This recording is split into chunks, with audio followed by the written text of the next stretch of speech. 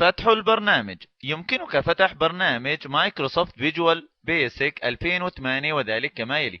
انقر بواسطة الزر الأيسر للماوس على زر ابدأ أو ستارت، ثم اذهب إلى All Programs أو كافة البرامج، فتظهر لك مجموعة من البرامج. اختر منها مجموعة مايكروسوفت فيجوال ستوديو 2008، ثم اختر البرنامج مايكروسوفت فيجوال ستوديو 2008، ثم انقر عليه بواسطة الزر الأيسر للماوس.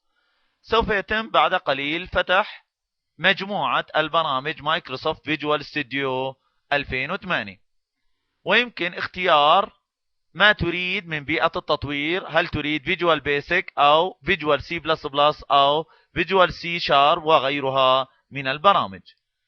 بما أننا قمنا بتحديد برنامج فيجوال بيسك كبرنامج رئيسي لنا سابقا، سوف يتم الفتح دائما على هذا البرنامج بشكل تلقائي. الآن تظهر صفحة البداية، يمكنك باستخدامها الوصول إلى آخر المشاريع أو فتح مشروع موجود أو إنشاء مشروع جديد إن أردت ذلك.